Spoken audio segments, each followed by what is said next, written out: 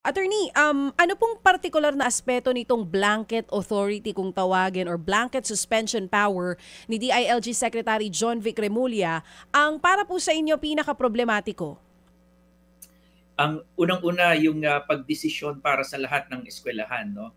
Lalo na sa mga pampribadong paaralan na kapag masama ang panahon ay isang tao lang ang nagdedesisyon, no? Para sa more than 9,000 private schools. So bukod pa ito dun sa ating mga public schools. At ang desisyon palagi ay isa lang, walang pasok.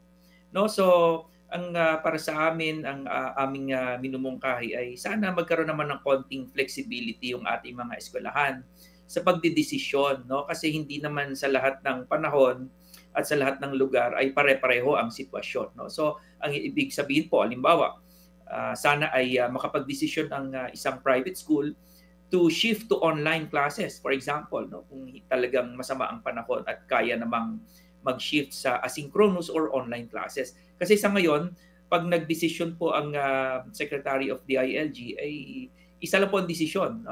Halimbawa ay no classes, both in person and online. No? So, nade-deprive yung ating mga private schools of that academic judgment. Lalo na po yung may mga paaralan na may kakayanan naman na makapag-shift sa ating flexible learning modalities.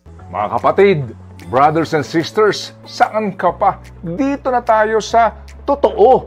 Dito na tayo sa True FM. Mga kapatid, mag-subscribe and follow po kayo sa social media accounts ng True Network PH. Yan po kami, hanapin nyo lang True Network PH, Facebook, Instagram, YouTube, TikTok, and podcast.